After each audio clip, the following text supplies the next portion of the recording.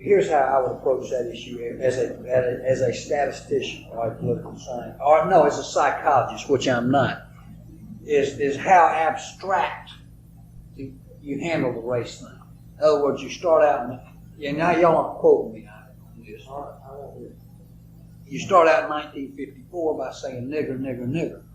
By 1968, you can't say nigger. That hurts you, backfire. So you say stuff like forced busing, states' rights, and all that stuff.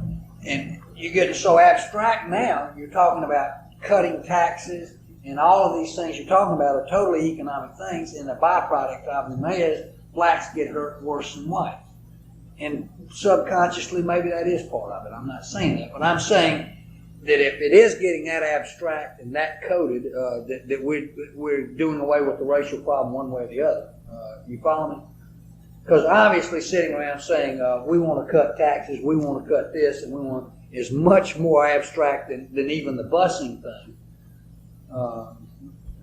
And a hell of a lot more abstract than nigger nigger, you know. So any way you look at it, race is coming on the back burner.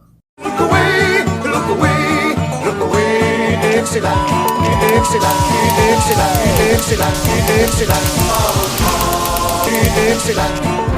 Let's come rally, for this is the time and place. The international ideal unites the human race. The introduction to this episode, the audio clip that I found is really fucking racist. It's Lee Atwater talking about the Southern strategy because they're talking about the party switch. That is not a secret racism. No, it's not a secret racism.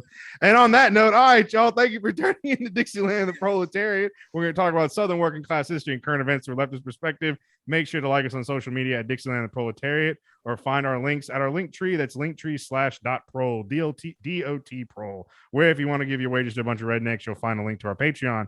We got some cool stuff to give you, including CDs, stickers, a cookbook, Discord server, and exclusive episodes. We also have a Spotify playlist with some great artists you all should check out, as well as our merch store. This podcast is brought to you by Contractional Monogamy, Therapy, Vaping, Living at Home, Beta Blockers.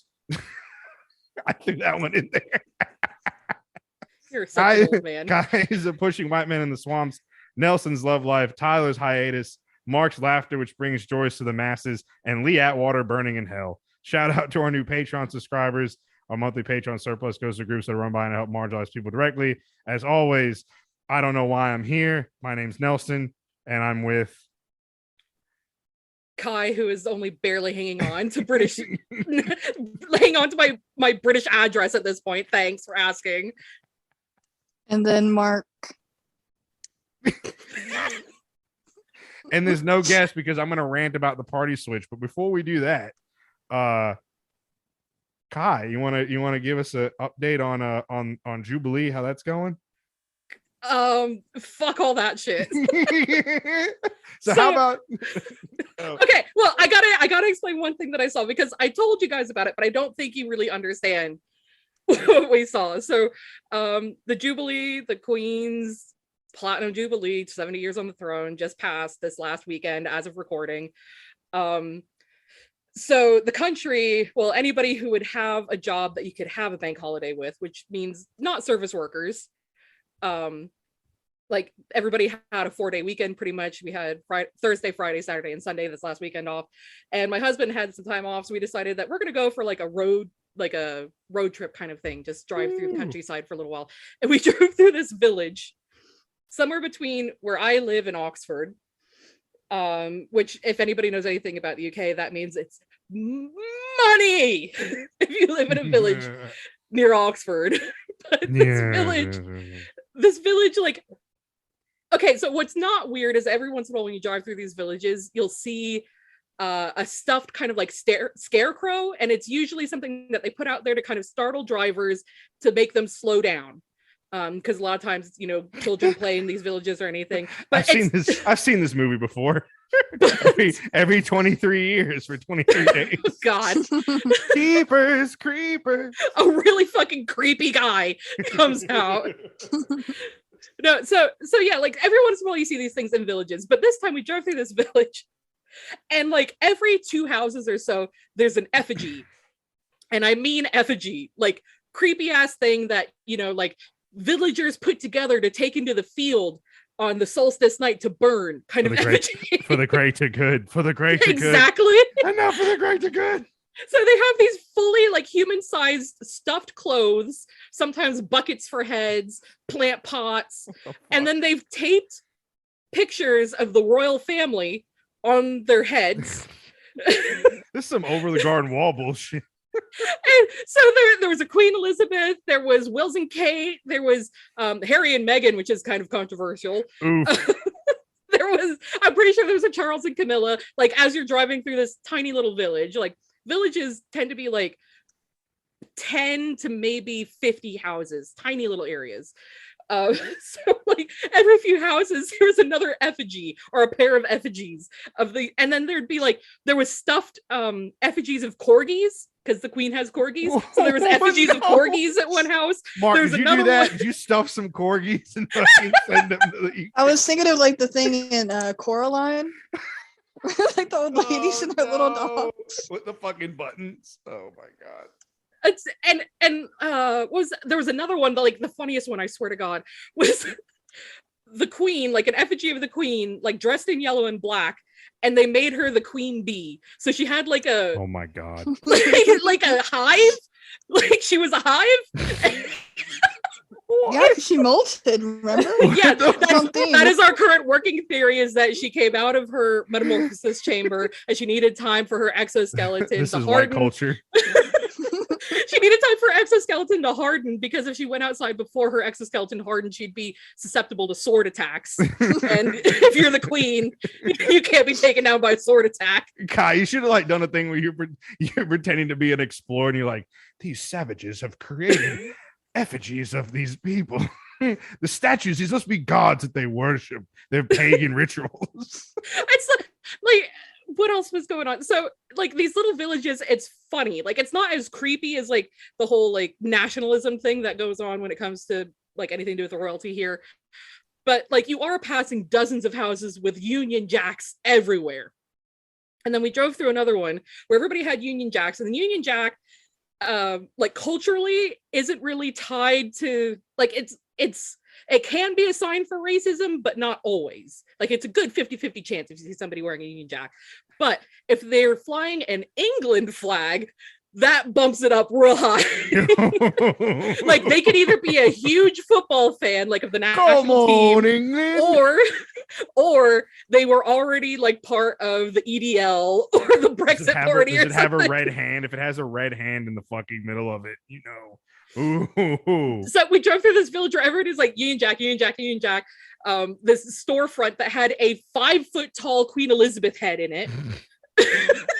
Talking And heads. then there was this other building across the street that had this gigantic England flag. And like the only thing I can assume is either one, they waited too late to order on Amazon for Union Jack, or two, they were already racists and just thought, oh, we have the flag, we can put that out. God. Yeah, it's kind of creepy. My favorite news from the Jubilee is that there was a post, like a map that people could go like look to see if there was a Jubilee party happening in their area. Yeah. And the line abruptly stops at Scotland. Like it's just like all the way up to like Newcastle, and then Scotland, there's fucking Nothing. I couldn't see if Wales did the same thing. Wales might not, because there's a lot of English people that retire in Wales. Yeah. So that could explain why Wales might have some. I would love to see Scotland Ireland. Like you just fucking see Northern Ireland, you could like see it carved out when the fucking carved out the cities, the Protestants and the Catholics. It's been a really, really weird weekend. Yeah, I told everybody like I had to send something internationally, and our post office closed at noon every day last week No. because of the Jubilee. And Mark asked, like, is it because the mail disturbs the Queen? Like, I don't know. It's just a thing that happens here. Like, it's like if there's a bank holiday, then that means everything's fucked. You can't do shit. So yeah, you have the day off, but you can't go anywhere. You can't take care of anything that needs to be taken care of. It's just, you might as well sit in your neighborhood and have a block party with all the other racists. Okay, so I saw this. Apparently, so the Queen somehow was still alive, and I still think she's dead. But apparently, she wasn't gonna ride around in her carriage. They had a hologram of her, like from her coronation ceremony, fucking waving at people, and people were waving back at the hologram. They That's should have how. had the gorillas with them. Well, I mean, people Someone wave said- back to like the someone said Disney that- floats and shit. Somebody said they should have put the hologram of Tupac in there too. It's the Queen, Freddie Mercury, Tupac. Hail Mary, the Queen, yes, Queen. Oh my God, yes. They should have had the whole band fucking play. Except Brian May's actually alive. Like he can sit in there. Yeah. The members of Queen that are alive have to sit in the carriage. No, they get pulled behind on the stage, and it's just Freddie Mercury who can like just a hologram can like move from the carriage to the horse to the stage. One of the things that they did, I only saw a clip of this, but they did a drone show near the palace, I guess on one of the big nights, Thursday or Friday. And the drone shows, like I've seen these before, they're kind of cool because they can make like 3D shapes and make them move and everything. And like the one that got the biggest cheer was the shape of the corgi's head. Like, fuck the Queen, we all just like little dogs. The corgis, they're so cute. Oh my God. I've seen the Queen's corgis before, seen them with my eyes. They're probably dead by now because this is like 10 years ago. She probably clones them. She eats the dead ones and clones new ones. It's Oh, like the she story- makes it with her body. What do you mean? Oh my God, no! She puts the This is crown what on. happens in She the puts the Metamorphosis crown. The crown, it's like some fucking what Greek mythology didn't like a child come out of Zeus's head. So like fucking the queen puts the crown on and a corgi comes out.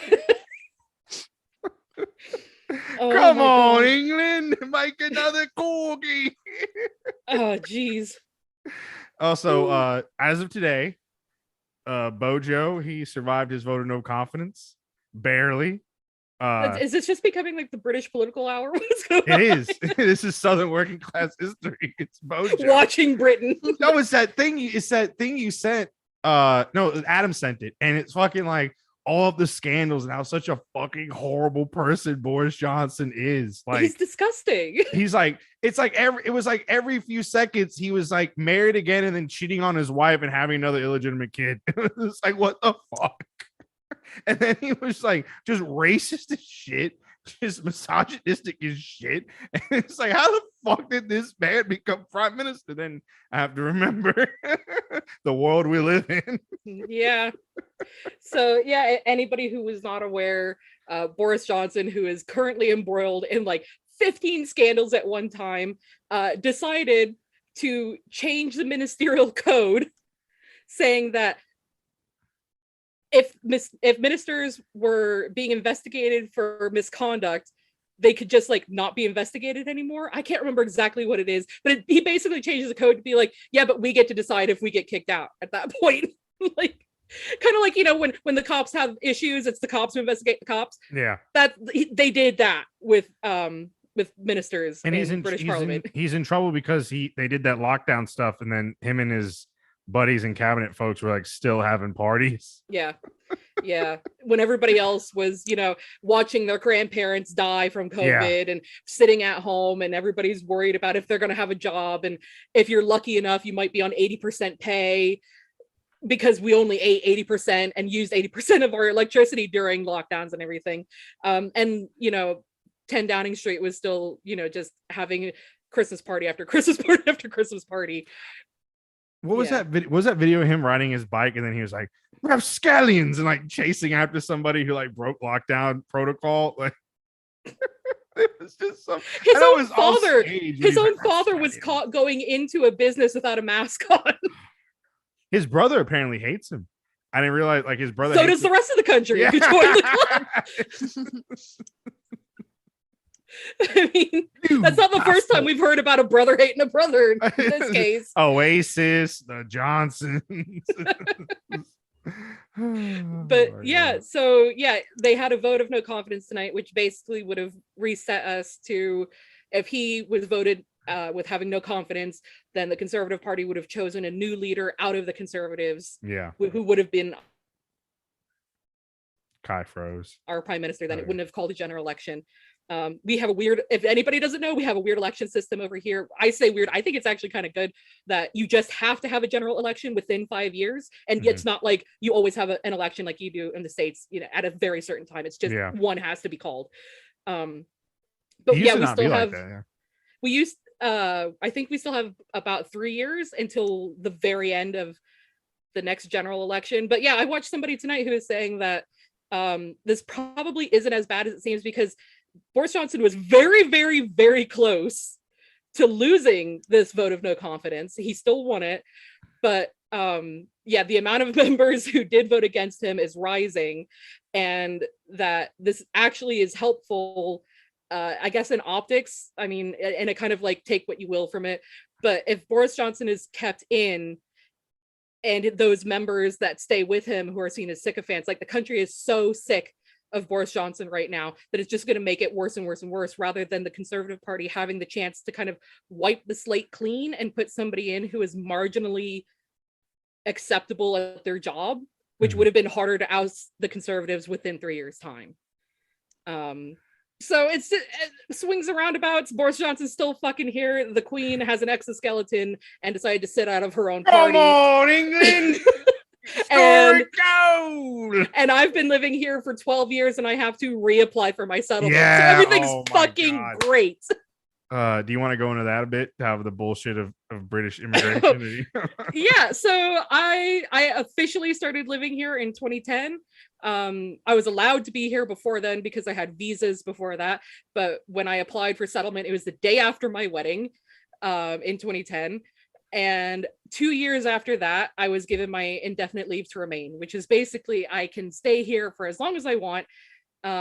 And I can leave the country for up to 2 years without there being any penalty. And my card ran out. Actually, when I was in Florida, my residency permit card ran out, which is just an expiry date. And I was kind of panicking about it. I finally got around to looking into how I update it. And I now have to resubmit all of my like supporting documents, which means that they get to look into my bank account. They get to look into our home bills. They have to have proof that I have lived here every year since I got my leave to remain, which is in 2012. So yeah, in 8 years, apparently my settlement has kind of expired, and now they have to have all of this information. They have to have my current passport and my expired passport, because who keeps expired passports, right? It's just lucky I don't throw away anything, so it was in my bureau, but I'd spent a good 45 minutes thinking like, holy shit, how am I gonna like give them this expired passport? They need my residency permit. I will probably have to have my biometrics taken again, because in the last 8 years I could have, I don't know, removed my eyeballs and taken all of my fingerprints off. I mean, yeah, like a normal person. Normal everyday things. I have to submit like all kinds of the paperwork that they gave to me in the first place when I got my leave to remain. And I was just so angry when I was looking through these document requirements last night, because you'd think that me being one of the most documented people in this country, like even the citizens aren't as documented as I am because of the amount of immigration stuff I've had to go through. And every time that I had to use a British institution, so when I did university over here, when I had to get a national insurance number, when I had to get on the NHS, I had to reprove who I am and why I'm here and why it's legal that I'm here every time. So I am so documented in this country, but they need me to turn in those documents again because they don't have like, I guess, a file somewhere. And it couldn't be a system of like, okay, your residency card has expired. Do you still live here? Show us proof that you still live here. Are your biometrics the same? Yeah, I haven't lost any eyes or fingers. Do you still live at this address? Yes, I do. Okay, here's your new card. If they want to have an expiry date system, have it be that rather than them combing through my finances, my bills, my everything. You could be a terrorist, love. I had to go through that entire fucking thing again, where I had to show that I have not been part of a terrorist organization. I've never given money to terrorist organizations. I had to They pull up the podcast. I have to print out forms and sign my name at the bottom to show that I have never been doing any of this shit. They look at it and be like, what is this big mountain? You're not even that far wrong. But to be fair, the British have gotten my name wrong fewer times than America has. Ah. I don't know if it's because they've had fewer times to get it wrong, or the fact that it's just like very rigid in how you put your name into things, so they don't have a chance to screw it up. It's not like American ones where my mail would come to like Kaiza Big, or or Big Mountain is like one word, or like all the ways they can fuck up my name. Yeah. Oh man. Oh shit. Mark, how you doing? Are you okay? Yeah, I'm fine.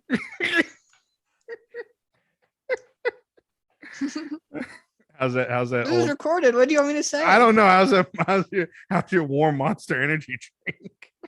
It's okay. I'm done with it. I got You some just paint gotta water I throw can it. drink for your entertainment if you want me Water? to. Oh my Yeah. god. Oh my god. Just Anyway. get through with it so you don't have to taste warm Monster Energy. That sounds like one of those like 50s kind of things where it'd be like, oh yeah, you can have warm 7-Up. It's like a nighttime drink. It's a little treat. Yeah, it's just like a warm monster with like a celery stick in it and some paprika Oh, on God. the rim. Mark can have a warm 7-Up as a treat. Like a divorced dad giving me something to drink for bed. In my studio apartment.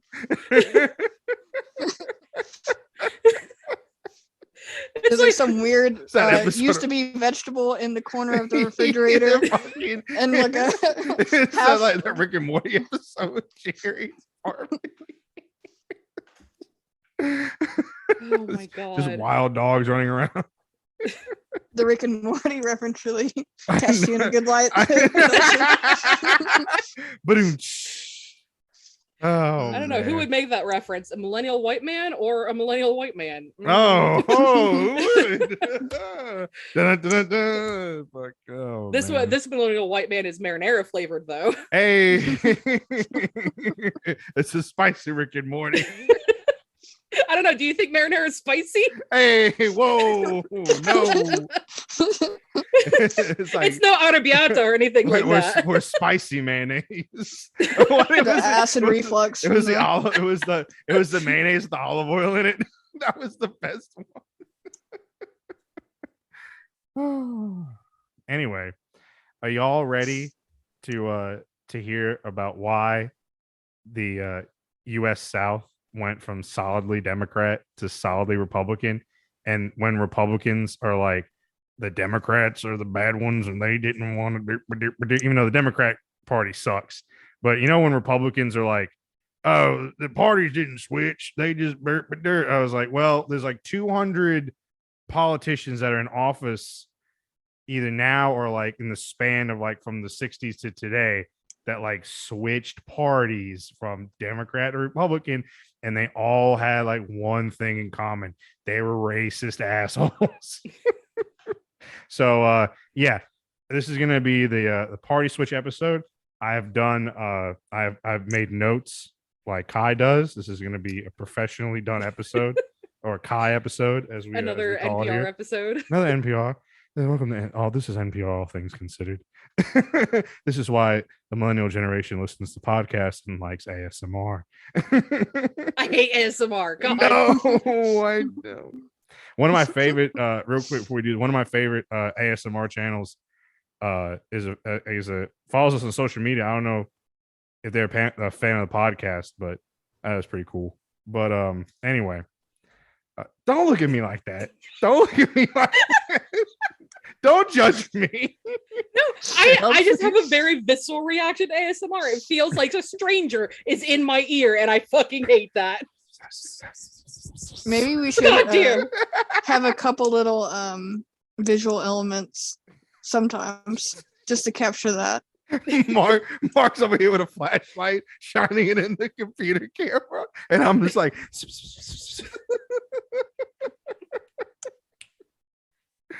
don't what? I thought that was never mind. You talking about visual stuff, and I, Hmm.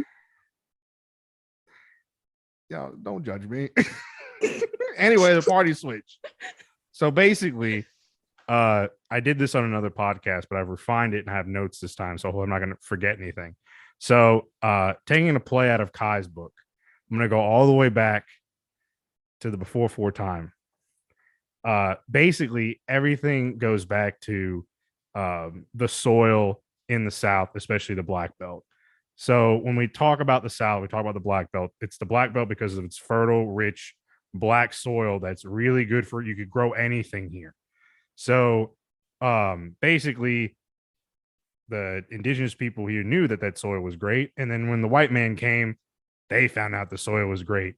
And as Kai will talk about and Mark will talk about in a later episode with the Trail of Tears, white men do what white men do best, and that's exterminate a population and force them off their land. And then we were like, hey, we can grow stuff here and make money. And so we imported slaves in from Africa, and so we have chattel slavery and that horrible fucking institution. And that's where we're going to start, because there was one particular party that supported the institution of slavery, and that was, at that time, the Democratic Party. So in order to protect this institution, a political party, as the Democrats, took it as their cause to protect and expand this institution of slavery. And obviously there were Democrats in the North, and they also backed Democrats in the South, and the Democratic Party as a whole was the pro-slavery party. And then you had the Whigs, and then they broke apart, and you had the Republicans, and then we have the Civil War. So basically the run up to the Civil War is that the Democratic Party in the South was pro-slavery, and that was their thing. So Civil War happens. Everything's ripped apart. So then we have Reconstruction. So during Reconstruction, it was basically the South was carved up into military districts, and you had occupation by federal troops. Now, during this time in Reconstruction, before the 14th and 15th Amendment were passed, former Confederate officers were starting to become local politicians, and they passed what was known as black codes. And that was the forerunner to Jim Crow laws. And that is what basically was starting to disenfranchise newly free slaves. So Republicans, who were the very progressive, the more progressive party at the time, the radical Republicans, found this out, and they ratified the 14th and 15th Amendment. They start Reconstruction, they send federal troops, and basically at the barrel of a gun, basically, you had free and open elections for all men of color and white men for the first time. So you had black men and white men being able to vote. Women obviously didn't have the right to vote, regardless of race, could vote. And that really pissed off white Southerners, especially Democrats. So during this time, like I said, you have basically free and fair elections, quote unquote, at the barrel of a gun. What starts to happen is after Reconstruction ends, you start seeing old Southern Democrats and that planter class, the bourbon Democrats, the former plantation owners, starting to come back into power. They never left. They actually got reparations. They never lost their wealth and power. They just started coming back. And so what's also happening at this time is you have the fusion tickets of black Republicans, and there's a populist movement going around with poor white farmers that are forming the Populist Party. So you would have fusion tickets, which means that a populist party candidate would run with the support of Republicans, who at this time are overwhelmingly black in the South, or you'd have a black Republican running in a district with overwhelming support from poor white populists. And that was becoming a thing.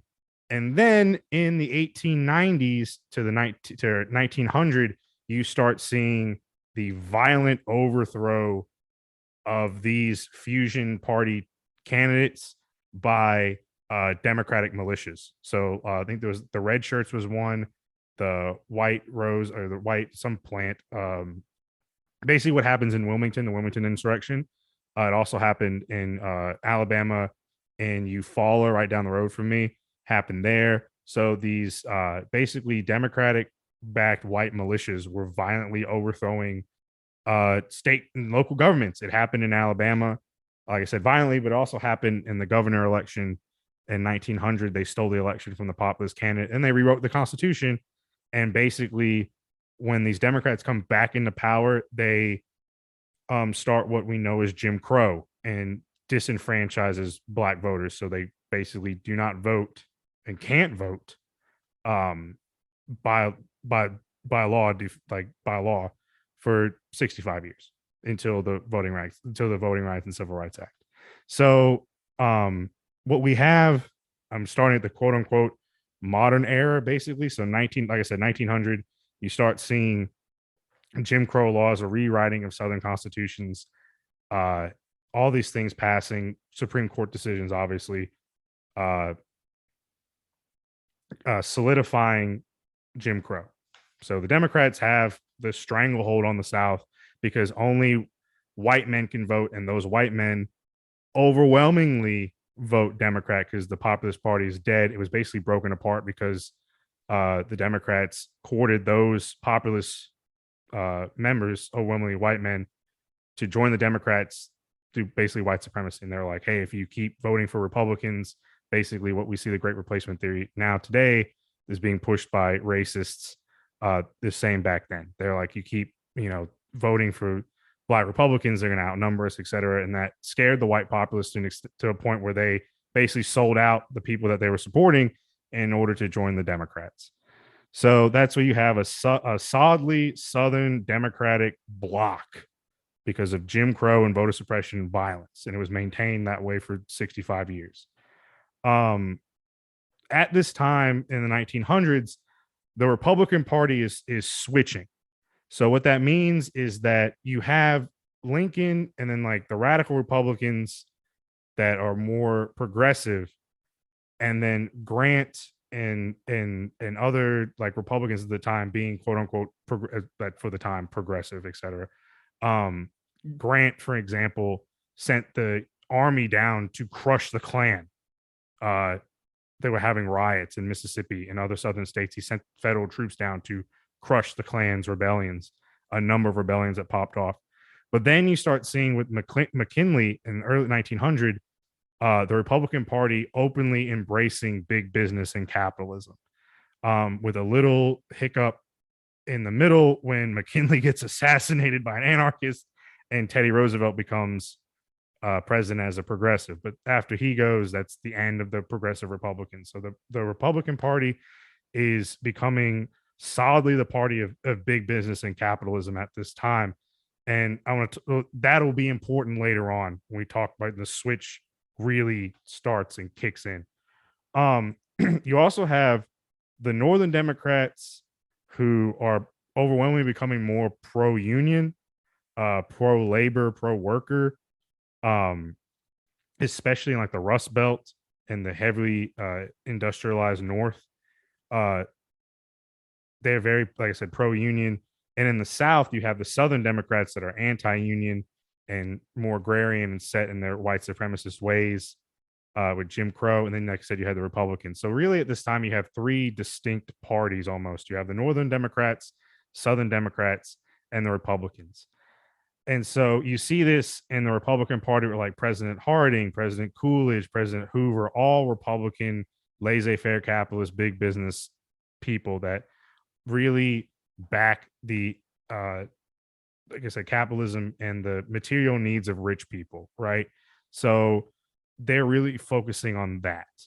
And you start to see cracks though in the South. So when I talk about the South, you have the Deep South, which is Louisiana, Mississippi, Alabama, Georgia, South Carolina. That's the Deep South. And then you have the Rim South, which is like Texas and Arkansas, Tennessee, Florida, North Carolina, Virginia, Kentucky, Maryland. That's the Rim South. So what we start seeing is the Republican Party sort of breaking into the rim South over like weird issues. So like I had a political science professor in Southern politics and undergrad say that the South has always been dominated politically by race and religion. So that comes to head in the election of 1928 with Herbert Hoover versus Al Smith. I think we all know that Hoover won the election, but we don't know is one of the reasons why Hoover won the election is because Al Smith was not only a Catholic, but he was also against prohibition. So that really like made the South kind of iffy because the South still overwhelmingly Protestant and especially at this time overwhelmingly dry.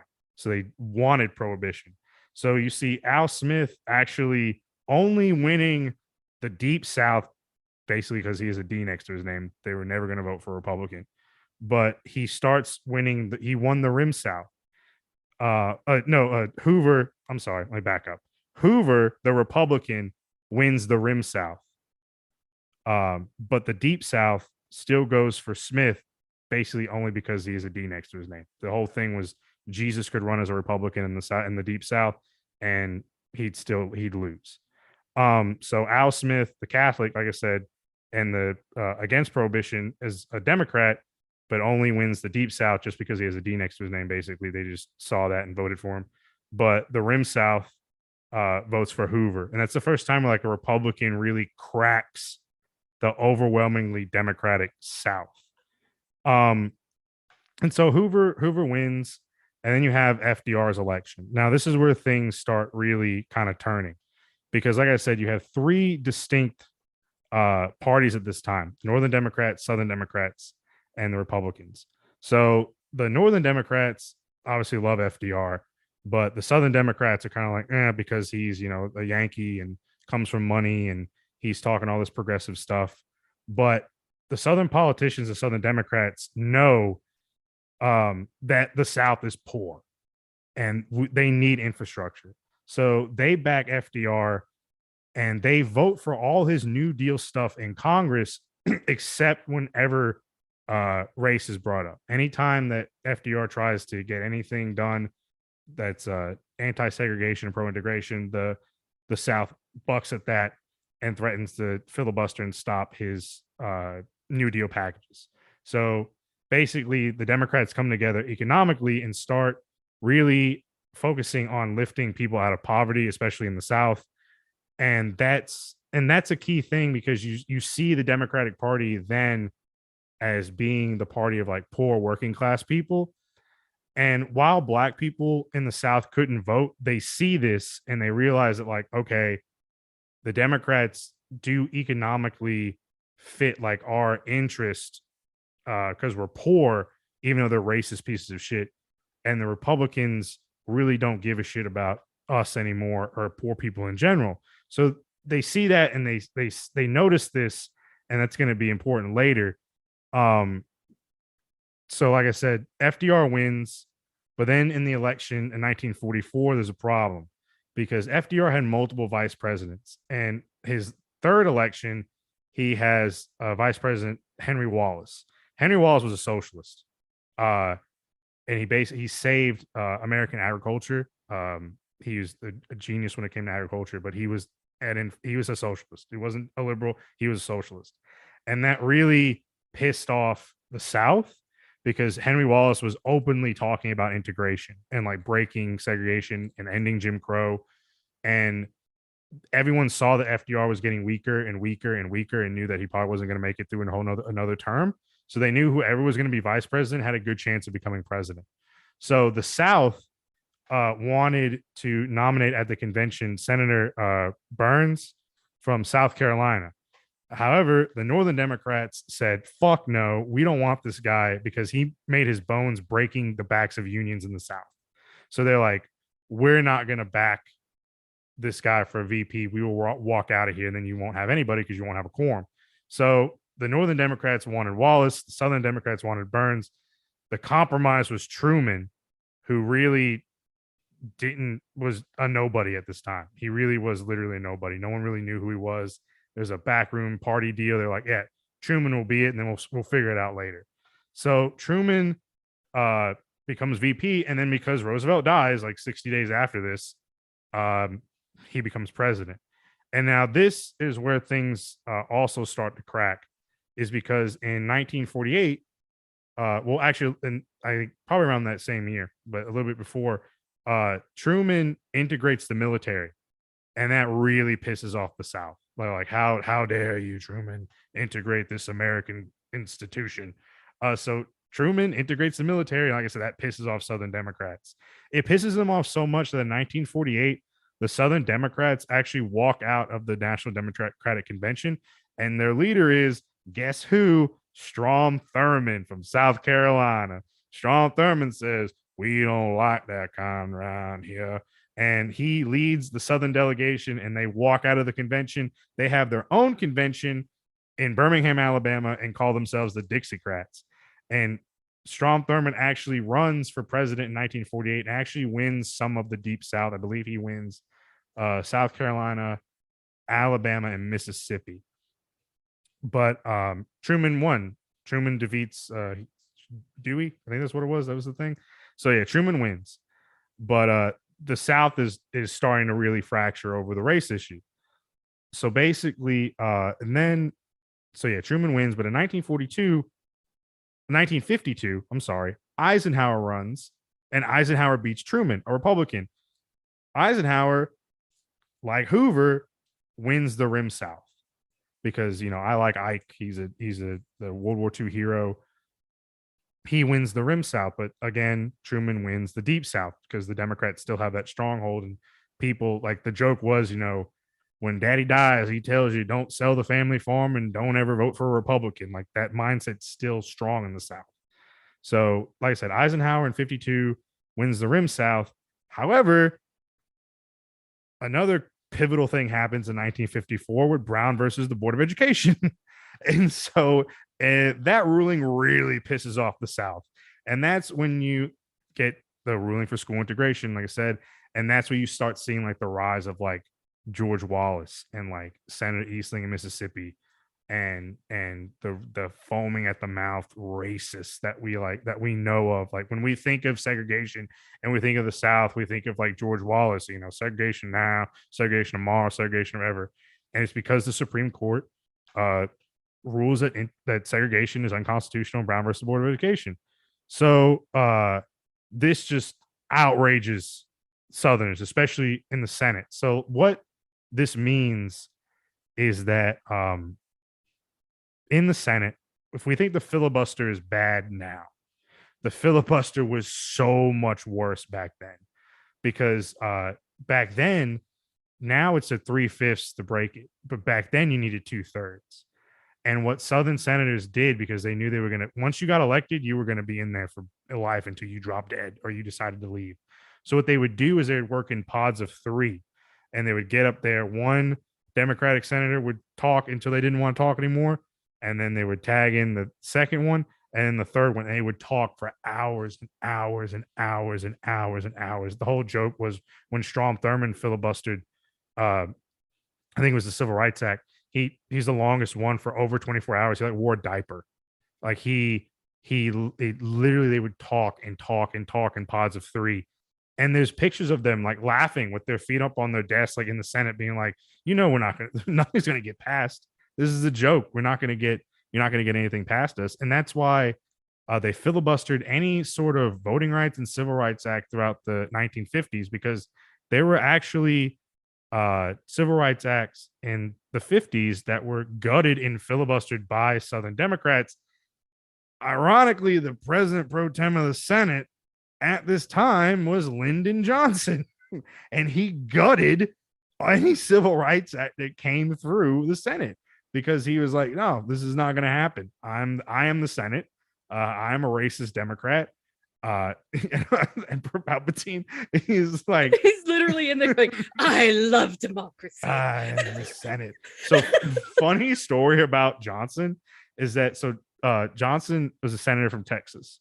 And so the story goes that Johnson and his cronies are in a graveyard in South Texas registering people to vote, right? And so they're going to tombstones and they're registering these people to vote.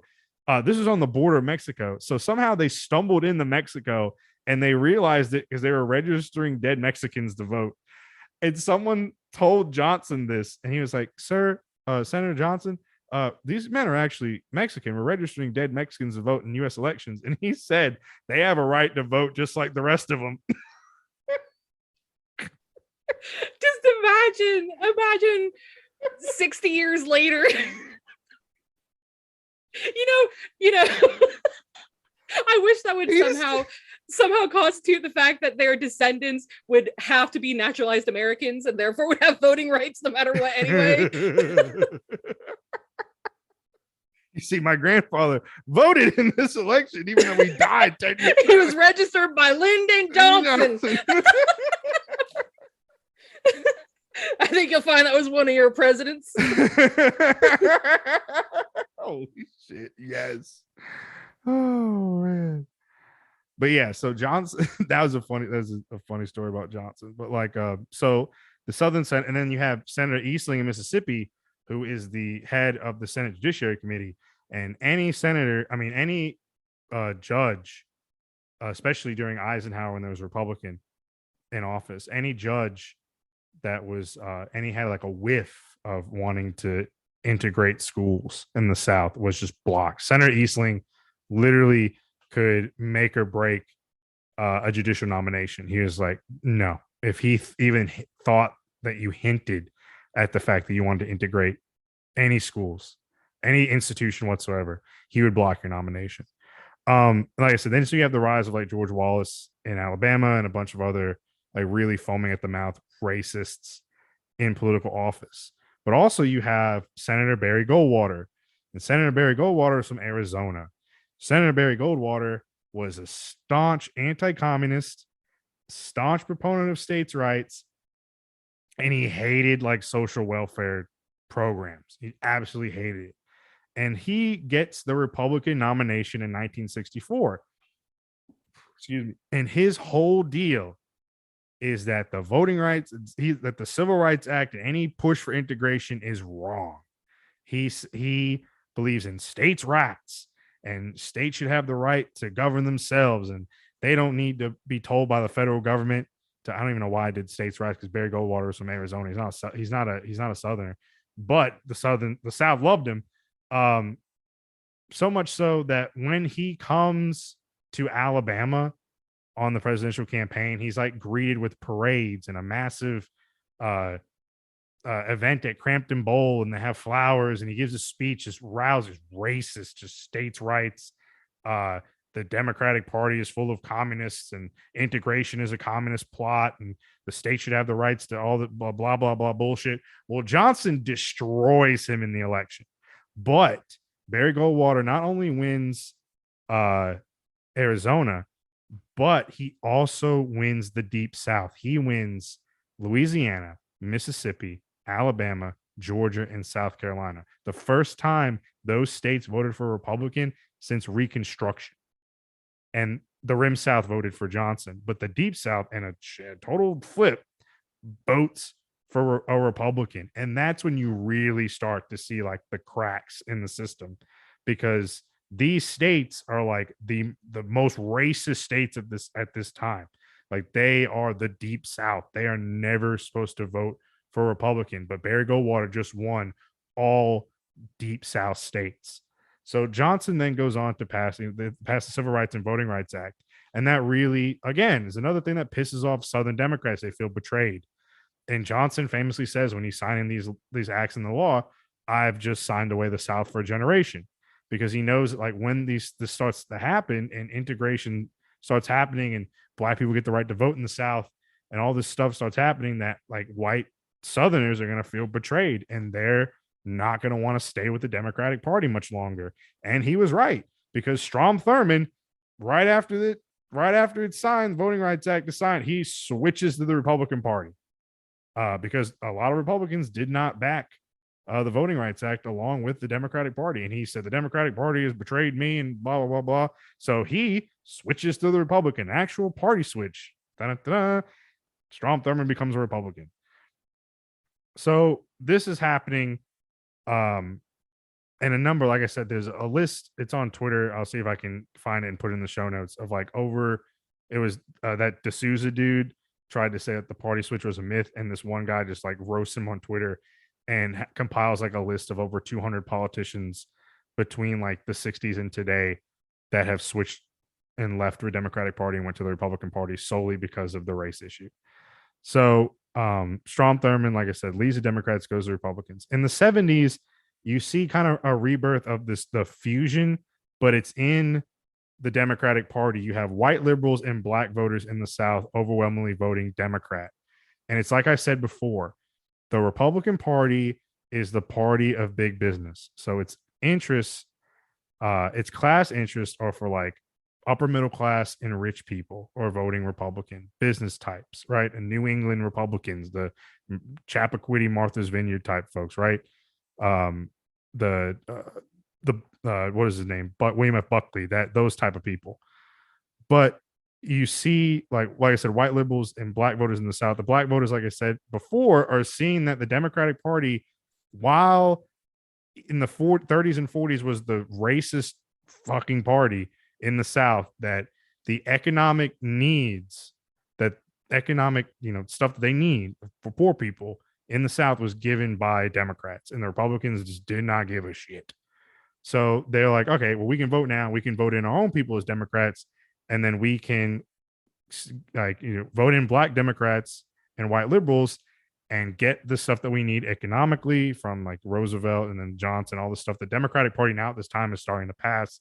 The like I said, civil rights, voting rights, the housing rights, like this anti-discrimination laws, like all this stuff is being passed by Democrats. So like, okay, well, we can get our own people now in the Democratic Party and we can have a say, because the Republican Party just does not give a shit about us because we're poor.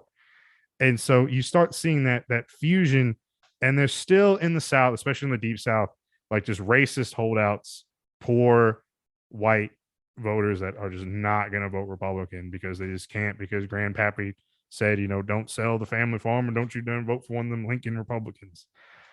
But then you have everyone's favorite person become president, the greatest American who ever lived, a fan of the show, a friend of the show, one of the greatest actors, one of the greatest governors of California, one of the greatest red-blooded Americans who ever lived, Ronald Wilson Reagan, becomes president.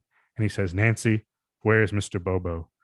He was my pet monkey on that set of that movie. I should have won my Academy Award. So Reagan, so Reagan becomes president, and it really, the party switch, in my opinion, there's some debate about this, but in my opinion, is a top-down thing.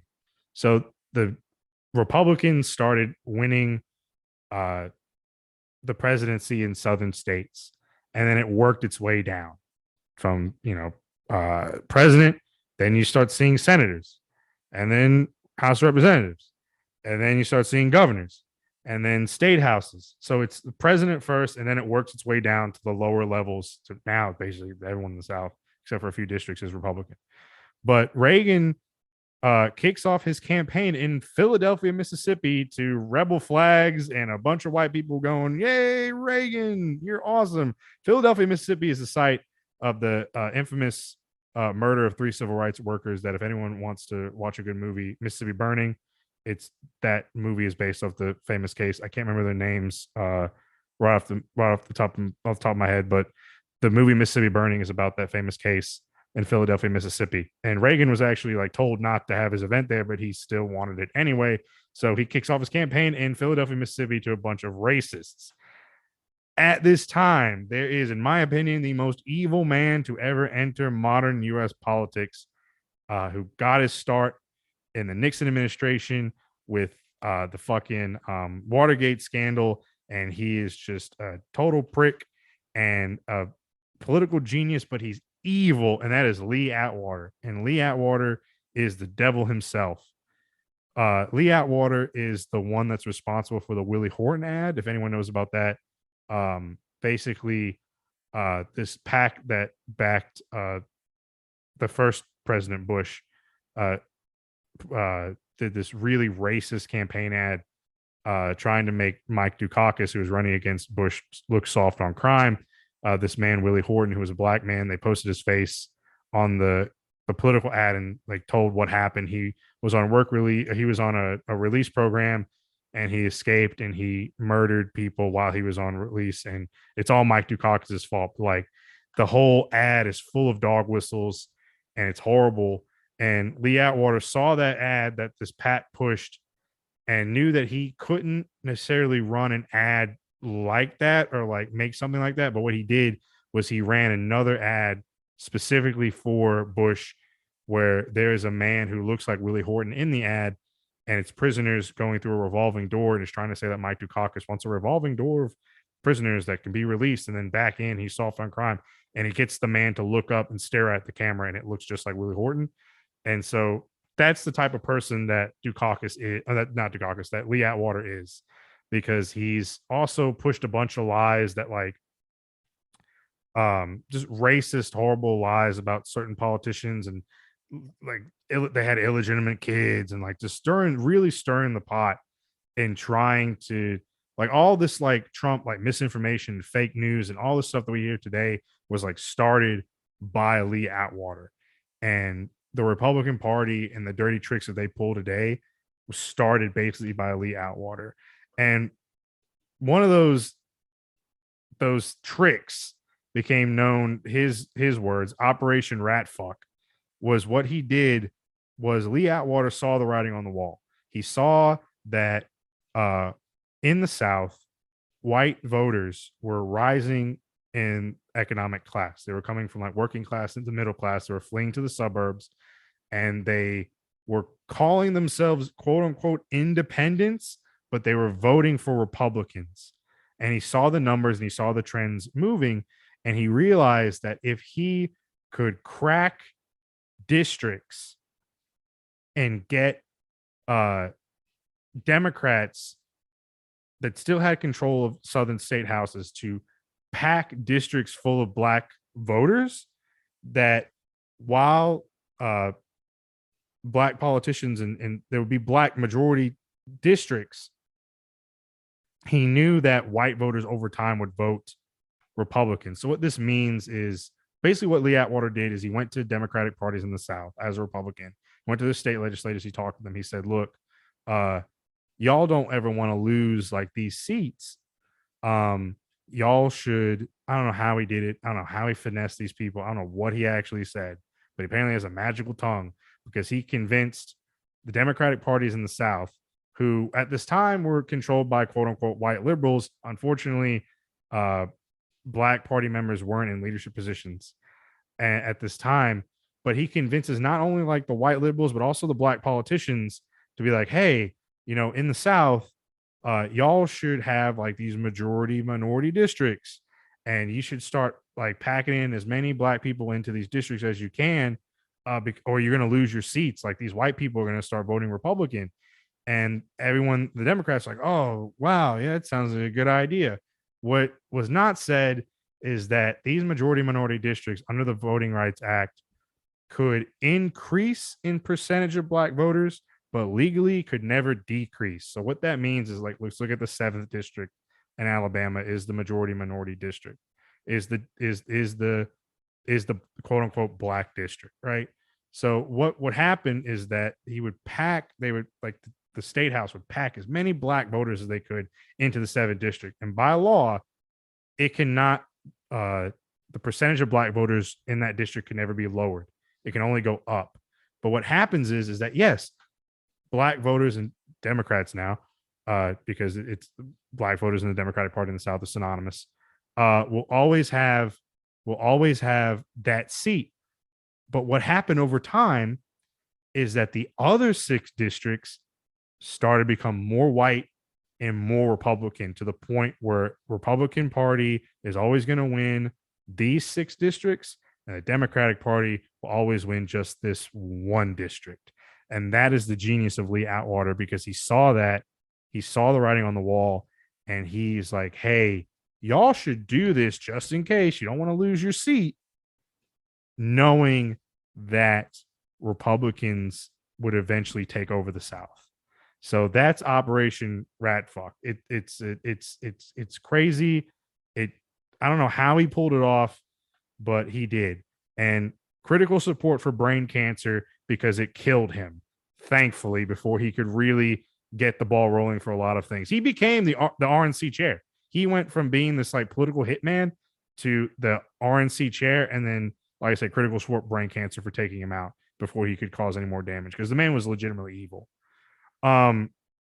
So what we see in the 80s and 90s is white people fleeing from this white flight, leaving the urban areas and going to the suburbs and filling in these districts and saying that they're independent but voting Republican, and then just outright saying that they're Republicans. So we see this in the 90s with Gingrich, and I have this quote by Newt Gingrich that sums up the Republican Party and Gingrich's plan. Anybody who's listening, I want you to know that Nelson has just pulled out a physical book with a post-it note in it. He is into this episode. This so much. if I'll talk about this book later, but if anyone really wants to really read this book and stick it to your Republican racist family members, it's called The Rise of the Southern Republican by Earl and Merle Black. They're brothers, they're political scientists. I think they're both still alive, and they both taught at the University of Georgia. They use facts and figures and statistics because, as Ben Shapiro says, facts don't care about your feelings. Well, there's facts and statistics and data to prove that the parties switched, right? But I'll get into like what at the very end, I'll get into like what the quote unquote party switch actually means, because there's a lot of misnomers about it that Republicans do take advantage of. So this is from Newt Gingrich, who was the Speaker of the House and the representative that represented a district in Cobb County, Georgia. Newt Gingrich. People in Cobb don't object to upper middle class neighbors who keep their lawn cut and move to the area to avoid crime. Gingrich went on. What people worry about is the bus line gradually destroying one apartment complex after another, bringing people out for public housing who have no middle class values and whose kids, as they become teenagers, often are centers of robbery and where the schools collapse because the parents who live in the apartment complexes don't care that the kids don't do well in school and the whole school collapses. Gingrich then went on to say it's the places like Cobb that are entrepreneurial, that have weak unions, that have strong work ethic and are going to do well. The South believes in low taxes, low unions, strong work ethic, strong commitment to family and community. That's Newt Gingrich, Republican, who is just using just all these horrible dog whistles to basically say, I don't want poor black people in my district, and the white people that live here know that too, and that's who I represent. Because the Republican Party is becoming the party of the middle class, of this white middle class Southerners are seeing that the Republican Party represents their interests, and they're flocking to the Republican Party because the Democratic Party is becoming the liberal party of black people and poor people, and the Republican Party is the strong, low taxes, low unions, pro family, pro life, Christian values party that we all know the Republican Party is today. And so then after Gingrich in the 90s, you have Bush and the whole issue of gay marriage and LGBT rights, and how the Republican Party is like embracing this evangelical movement that is solid in the South. And you start seeing more and more Republicans at the national level flock to the Republican Party. Southern Democratic state houses and parties were able to ward off this for a bit by saying they weren't like the National Party. It was like, whoa, the National Party is different than us. We're like, the cool local people. Us. Our grandpappies went to school together, etc. And then Obama's elected. And Obama, if Lyndon Johnson saying the South is going to be lost for a generation, and that was the mortal wound, election of Barack Obama is the final nail in the coffin, because in 2010 the Republicans sweep the southern state houses, and in Alabama and other southern state houses, the first time since Reconstruction, Republicans have the majority in the state houses. And at that year, they also get to redistrict. So then they redistrict and gerrymandered the hell, going by Lee Atwater's plan, Operation Ratfuck, gerrymandered these districts to make sure that Democrats can never break out of certain select districts that they choose. And I want to, again, I have numbers. I did math for this episode. I do want to point out again how Republicans have gerrymandered a supermajority in Alabama and what this means. So in Alabama, there's 105. I love how you guys get, people listening can't see, but Kai and Mark did the whole fist to cheek and just leaned. They were like, oh, this is interesting. Let's see where he goes from here. Nelson did math. So basically, this is It's on a piece of trash, by the way. He It did is. math on a piece of trash. I did with a calculator. Basically, this is going to look at if the numbers were proportional versus gerrymandered districts. So in Alabama, this is 2018 numbers. There's 105 seats in the Alabama State House, just the House, not the Senate, just the House. 105. If it was strictly proportional, Democrats would have 39 seats and Republicans would have 66. It's 105. With gerrymandering, Democrats have 28, Republicans have 77. So that's the House. The problem becomes the Senate, because in the Alabama Senate, you used to have the filibuster, and you need 2/3 majority to break the filibuster. Now, if it was strictly proportional, you would have 12 Democrats, 22 Republicans, and there's one independent, which gives you 35. There's 35 seats in the Alabama State Senate. The independent caucuses with the Republicans. Because of gerrymandering, like I said, it's 12 Democrats, 22 Republicans plus one independent. It's 35. With gerrymandering, there's 8 Democrats and 26 Republicans plus one independent. Gives you 35. The problem is that you only need 26 seats to have a filibuster-proof Senate. The Republicans essentially have 27. They have gerrymandered themselves into a supermajority. So when people are like, get out to vote, change stuff in Alabama, call your representative, they do not care. We are way past that, because the Republicans have, in fact, literally gerrymandered Alabama into their supermajority. And that is not going to change anytime soon, because the demographics are not changing like they are in Georgia and even in Mississippi in some cases. Alabama is losing young people and not getting people to move here that would vote Democrat. And people are not staying who would vote Democrat. They're leaving, going to other states. So the Republicans in Alabama, it's 2010, have had a supermajority in the state house, and it is not going to change. 2 decades now they've had it, and they're not breaking it. To really conclude and to really get to the point home of what the party switch is that it wasn't just one day Democrats decided to be Republicans and that every single Democrat became a Republican. It was a slow process from, like I said, 1900 to 2010 that the Democratic Party changed demographics, changed economic policies, and the Republican Party, again, also changed demographics and changed economic policies, so that it was a top-down approach that the Republican Party, from the top down, from the presidency down to the state houses, systematically took over the South. And the reason they took over the South is because white voters, who do in the South make up the majority, went from voting for Democrats because they protected the white people's class interest at the time through Jim Crow, protected white voters. They voted for the Democrats, and because black voters couldn't vote. Over time, as that system begins to fail, more and more white people leave the Democratic Party and start voting for Republicans. Also, like I said, a number of Democratic politicians either one, switch parties like Strom Thurmond, or they die off, or they don't run for re-election, or they get beat.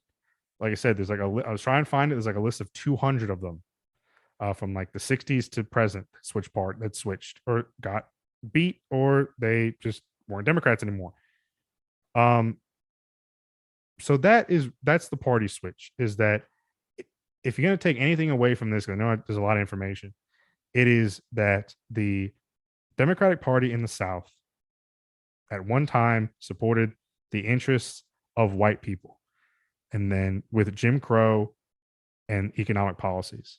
And then as Jim Crow started to break down and white people started to climb the economic ladder and become more middle class, more upper class, they left the Democratic Party, who did not share their class interests, and voted first saying that they were quote unquote independents, and then voted for Republicans. And then the Republican Party started to become more like what we see today, because the white people in the South started voting for like Newt Gingrich and Ronald Reagan style Republicans. And then it turned into Trump, basically, as the Democratic Party became more liberal and more economically populist. White people in the South left and joined the Republican Party. Black people, when they were given the right to vote, saw that the Democratic Party was more liberal and more economically populist and fit their class interests. They voted Democrats. That's basically it. That is the party switch. Over 100-year period, the interests of the parties changed. The voters recognized that, and they voted according to their interests. It's not that like it's a snap of the fingers and the old Dixiecrats are now the Republicans and the Republicans are now the Democrats. No, it's like I said, the class interests of their base changed, and therefore the parties adapted to that. There you go. So that's the party switch, y'all. I hope you learned something. Yay. Well, I mean, shit. I just like I do enjoy watching like old movies and things, and I remember getting confused when they would make like little quips about like, oh, that's about as likely as a Democrat being elected in Vermont, like that kind of thing, like in movies from the 40s and 50s, and like not understanding what that meant. Yeah. Because for me, like this would have been in like my teenage years, Vermont was like very solidly like liberal, like it was a liberal bastion, so of course it would vote Democrat kind of thing. But anyway, yeah, like, you know, another thing that I was thinking while you were talking this is that I've always hated that thing where you would be arguing with somebody about basic politics in the United States, and if you ever had just that like angry point where you just say the quiet part out loud and say that Republicans are racist because of all of the little things that you can put together, but you can't ever point at like one thing. They own slaves. They were Democrats for the party of slavery. Democrats was like, yeah, no shit, Sherlock. In like 1860, they did. They were fucking in 1860. I would have voted Republican. Let's just yeah. It's like, but shit changes. Slavery is not, chattel slavery doesn't exist anymore in the U.S. Like, fucking, unless you want to, and like, well, the 13th Amendment, and you know, that's modern day slavery, but that's a whole nother episode. But the point is that like Republicans will be like, well, you know, Lincoln was a Republican. Lincoln would have hated you. Like, it's like the Democrats were the ones that dang Jim Crow. I was like, Bubba, your grandpappy voted for Democrats for that exact reason. Like your dad with a Trump supporter hat on literally voted Democrat. This is the first time he ever voted. Like, let's not kid ourselves. Also, I forgot to throw in the whole thing about Richard Nixon, because when the Democratic Party in '68 basically just implodes in Chicago because the liberal Democrats and Southern Democrats just fucking can't get their shit together, and the Southern Democrats like threaten to walk out again. That's when you have Nixon really coming in with the start of the Southern strategy, what we know as the Southern strategy, with Spiro Agnew in the South saying like, hello, I'm Richard Nixon. You law and order. Is that what you want? So like that's apparently I do Nixon really well. Racist Scooby Doo. Same era, same fucking era. What are you talking about? I'm gonna send you to Vietnam. But yeah, so I like the Southern strategy when we talk that what I'm talking about, basically the party switch is the Southern strategy. It's the Republicans take over from is to take over the South. So if anyone's like, what about the Southern strategy? That's the Southern strategy, is that the Republicans top down, Lee Atwater, starting with Nixon, starting with Goldwater, really Nixon, Lee Atwater, Ronald Reagan. That's the Southern strategy, is to woo white voters away from the Democratic Party to the Republicans based on class interests. That's the Southern strategy. Oh, what do you mean? To a baby. I want to go. There are no babies here. Oh, I am not a baby. I am not a crook. We're going to go to Cambodia and I'm going to bomb them back to the Stone Age. Kissinger, get in here.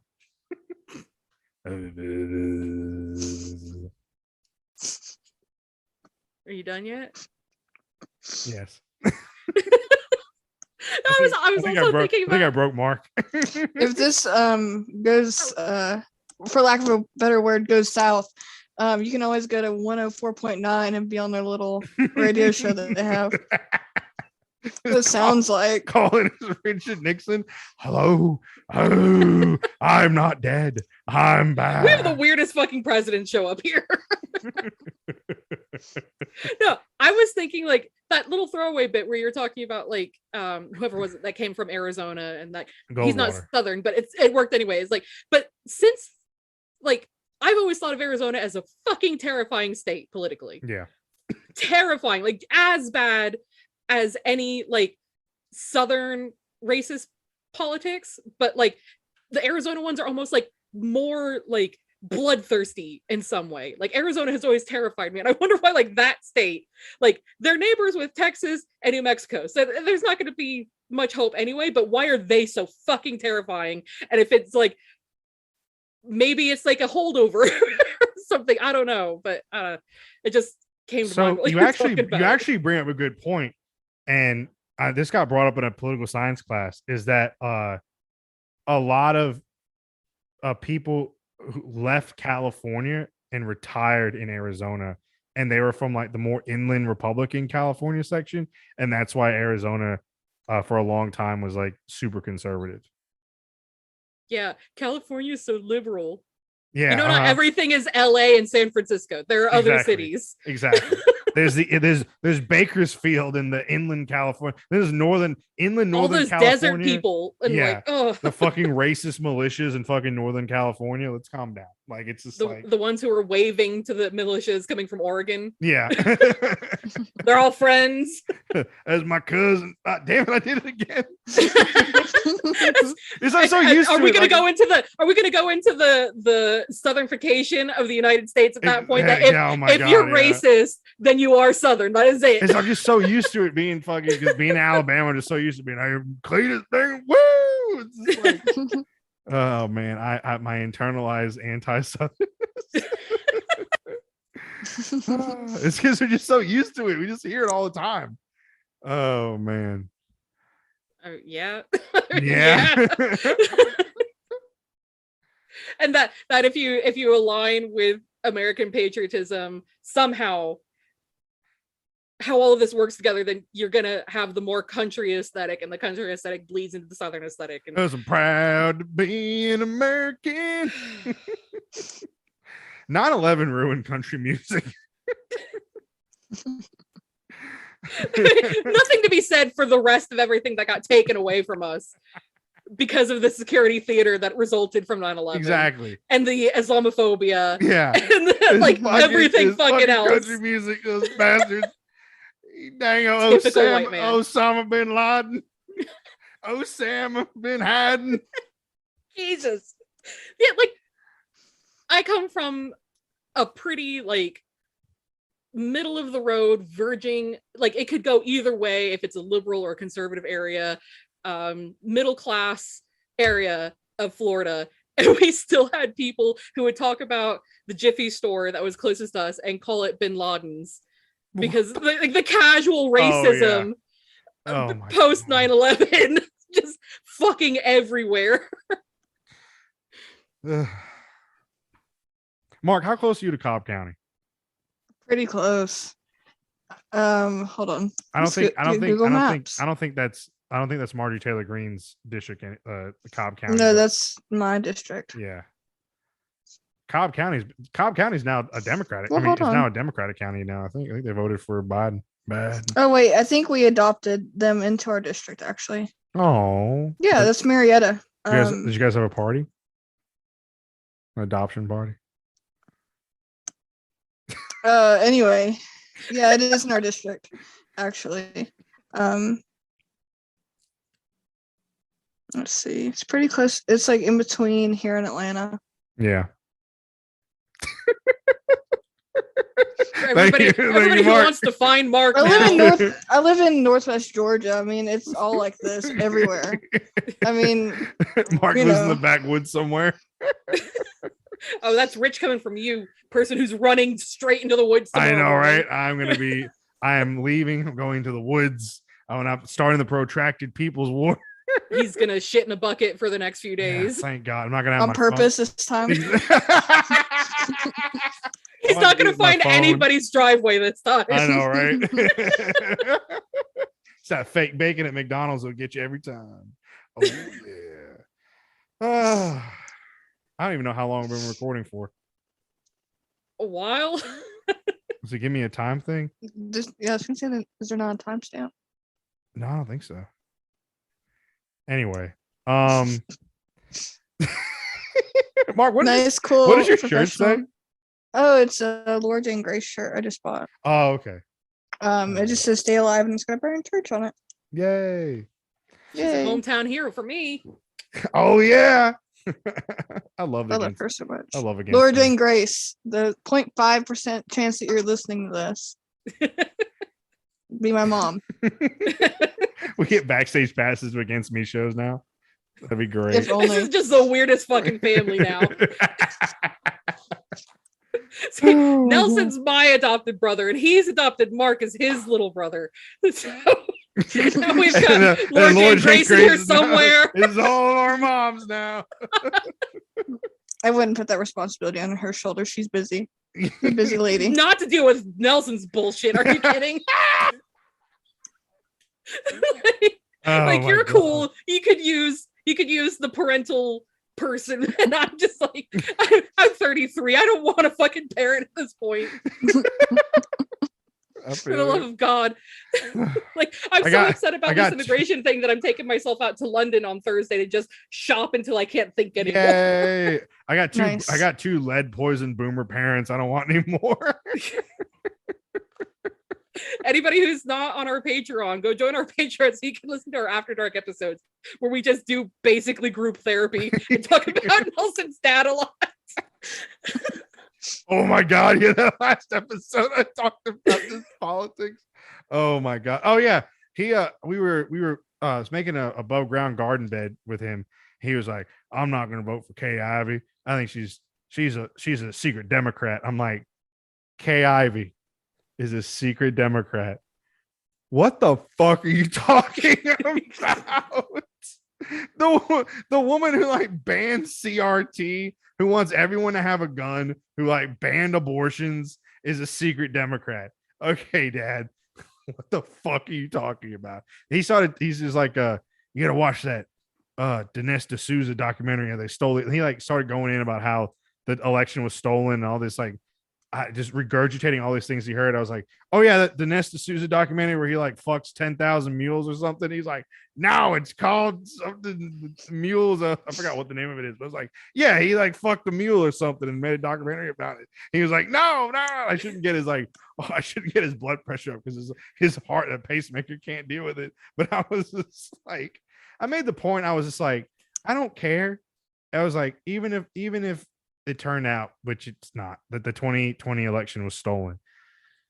No one ever, like the same people who are hooping and hollering about that election didn't give two shits about the 2004 election that was stolen because of the Ohio voting machines and the bullshit that happened in Ohio. That's pretty well documented. And then really didn't give a shit about the 2000 election because Bush won both those elections. They were clearly stolen. And the Supreme Court basically picked our fucking president in 2000. And no one, these Republicans didn't give a fuck. They were happy because Bush won. But the second that, Brandon, he done stole the election. Brandon did it. they come up with these like fucking asinine conspiracies of voting machines sending data to Germany and then coming back. I don't fucking know what the hell it was. And they fucking try to overthrow the government because of it. Like, that That 2000 election was what a time to be alive. those hanging I- chads. I had so anybody who doesn't know, I haven't mentioned it enough. I come from Central Florida. I came from Jeb Bush's Florida, Woo! and I had broken my wrist that fall, and I was off school, and my dad had to go into work. My dad worked at Disney at the time. My dad had to go into work and do something, and he had to take me with him. So I was with him in this dressing room backstage at Disney, and they had the TV on when they announced that the recount was finished or whatever they did, and that Bush was officially the president. I was standing in a Disney dressing room when that, with a broken wrist, while that announcement came on. Oh my god. So how old? I would have just turned 12.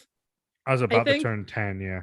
Yeah. So basically learning about American politics in action at the age of 12. I remember Right then. I remember we were watching because we were at a family friend's house. It was a big party because he was running for county commissioner. And I remember I was even at like going to be 10. I was still like, I was interested in politics. I thought it was interesting. This is a foreshadow of things to come.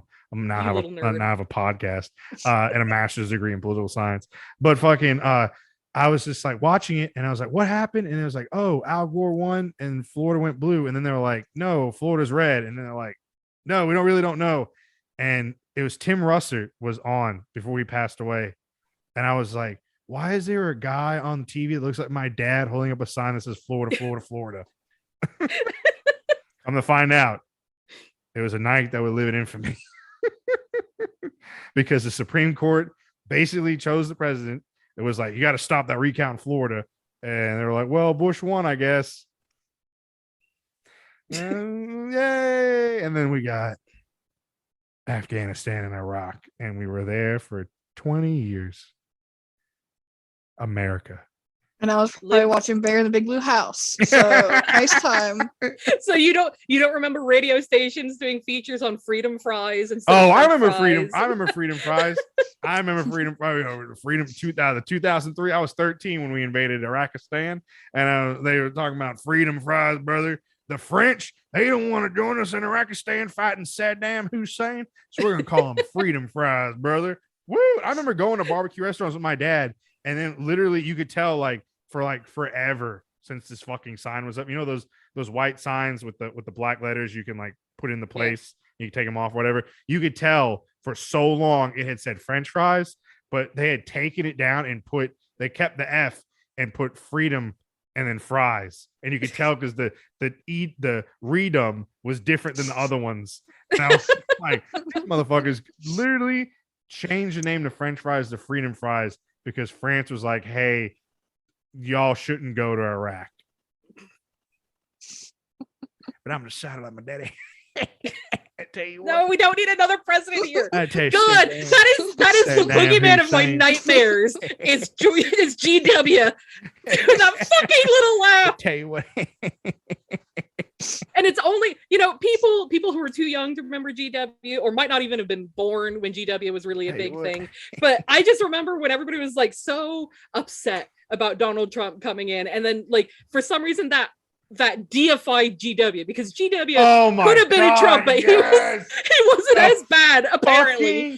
the fucking resurrection and the fucking rebranding, what the fucking word I'm looking for, of Bush by Democrats was disgusting. This But he's a fucking painter. this He He's an old paints things. man. fucking war criminal now Michelle has Obama like hugged him. 50% approval rate among Democrats. You spineless fucks. That man destroyed 2 countries and wrecked the economy. And his actions precipitated a bunch of really, really, really bad pop songs where they like covered what's going on. Like the Marvin Gaye song, they covered Oh my that in the God. early 2000s. And then the anti-gay marriage stuff in 2004, like the horrible shit that he said. And Katrina just let fucking New Orleans get flooded. If only that pretzel had really stuck. Oh, but then we'd have Dick Cheney as president. That's the only thing. Could you imagine? You're not wrong. That's That a man- pretty terrifying Kind of future. tell you, Cheney, he scares the fuck out of me. The one I can do the best. The rest of us too, my dude. The one I can do the best is Bill Clinton. Hey everybody. Hey Kai. Do you know I was governor of Arkansas? I went to the Arsenio Hall show and I played saxophone. I said, who could it be now? Do you That sit is a- like in your room and like talk to yourself? With other Mark, I'm going to tell you something right now, brother. brother. I'm going to add you to the, I've killed people before. You know, he really liked Hulk Hogan, so Listen he here, called listen everybody here. brother. Listen here, I'll tell you what, Mark. You know, there's a Clinton hit list, and you've just been added to it. Okay, you're gonna die. That's what's gonna happen. If I get "I'm with her" tattooed on my forehead, do I I get tell like you, a did pass? I ever tell you I bombed Sarajevo and Yugoslavia so Hitler would love me again after the whole Monica Lewinsky debacle? Ruined a woman's life politically, figuratively. I physically, did, and then I bombed emotionally. then I bombed the country so my wife would love me again. Come on, my heart's not healthy enough for sexual activity anymore. You should love me again, you crazy Uncle Billy. But he turned into a silver fox. You know, he lost all that weight, and all of a sudden he was a Oh hot my old man, God. and therefore nobody could say anything that he did wrong during Then- his presidency. Yeah, exactly. And then let's not forget the recent debacle with Bush, talking of like he's like, what did he say? He said In Iraq to instead invade, of he said invade Iraq. I mean Ukraine. No one man should unilaterally decide to invade Iraq. I mean Ukraine. I'm old. like somebody wound up his little automaton and just set him out there again. And they laughed. They laughed at him. The man destroyed 2 countries. 1 million Iraqis dead, injured, refugees. He destroyed that country for a lie. There were no weapons of mass destruction. You Zoomers don't remember, but we millennials We do. I remember when there was whispers of a draft coming back that went through my high school. And that fear, that moment of fear, whether it was founded or not, because we were teenagers and therefore didn't know if that was a good reason to freak out or not. But And the fucking military recruiters coming to high school every day. They'd sit at the table at lunch, be like, you should join the army. It's like, fuck you. I'm not, no. we had them back a Hummer into our Fuck yeah. like area that people pass between classes. They set up a Hummer in there, and then Xboxes in the back of the Hummer. He could fucking Nice. fly this drone. Woo! Like a video game. Like dang old video game. Mm. Anyway, y'all, get the book, The Rise of the Southern Republican by Earl and Merle Black. I hope people listening to this actually learn something about the Southern strategy and the party switch. Lee Atwater is in hell. I also did this on our good friends Turn Leftist podcast. I did an episode on the party switch with them. Check it out. Hold on, I told these other people I was on another podcast and I told them I'd give them a shout out. I can't remember the name. Hold on. Adam, cut this out. I was gonna say, edit No, that out. keep it in. Keep it in. I want everyone to Mr. know. Mr. Speaker, Mr. please. Speaker, take this Mr. out. Speaker, Mr. Speaker, Our editor has now the nickname in our group chat, Mr. Speaker. Mr. Speaker. Oh fuck. Anyway, friend Drew. The Drew and Cootie show. I was on their podcast and it was really fun. Talked about the South and politics and whatnot. Check them out. Yeah. I'm gonna throw down the gauntlet to any of these other podcasts that are kind of in our orbit but never invite me or Mark on. The fuck are you afraid of? You invite Nelson, you don't invite us. The Get fuck are it. you afraid of? Bring me on there. If you're white men, I promise not to make fun of you for the first 5 minutes. First 5 minutes are free on the house. I'll take Bring my me down on with your cis, fucking show, you coward. down with cis sign off my wall. Mark just shows up with like 2 skulls on their fucking shoulders. I'm not like will a end barbarian. you. What are you talking about? Kai just shows up in full regalia. I will show up in my beads and feathers. I mean, if I really have to. Not that anybody sees what happens in the background Mark, of the podcast. do you have the fucking you could get the fucking don't you have that massive skull you could use as a mask? As a barbarian. I don't know, my Scandinavian features. And, God, that's the stupidest thing anyone's ever said to me. Wow. I don't even know how to react to that when you told us that story. Okay. Fuck. Wait, what happened? The crystal lady told me that I looked like I had Scandinavian features. Oh, yeah. You started that Bro. sentence with the crystal lady, though. Oh, Yeah. my God. Yeah. She said that she was working with fairies on her Instagram story. You're like, actually, I'm Irish. Mark's like, actually, I'm Irish and Chickasaw. So, fuck off. That's not even right. Wait, oh, damn it. I get it wrong. Edit this out. Leave it in, Mr. Speaker, leave it in. Wait, which part did I get wrong? The tribal name. God damn it. Choctaw. That was it. Fuck. There you go. Okay. Well, second time's the charm. I'll only give you credit so far as the fact that there are 3 tribes in the South with a hard CH name. At least I didn't say you were Cherokee. We'll get to that later. Well, Just kidding. y'all, I'm gonna die. I'm gonna die in my sleep because Kai and Mark are gonna curse me. Because that's exactly how that works. Of course. Yeah, with we're gonna start our own podcast. It's just gonna be us and Mr. Speaker. We just put curses on Nelson all night. Somebody in the show. Y'all crack me up. Anyway, at Dixieland and the Proletariat, we believe the South will rise again, this time for the right reasons, those being worker-owned means of production, decolonization, and self-determination for all oppressed peoples. Make sure to click on our link tree in the show notes for all our social media. We're coming to you from the birthplace of civil rights movement, Montgomery, Alabama, as well as sweet Georgia and jolly old England. We also like to recognize recording on land that rightfully belongs to the Muskogee and Cherokee nations.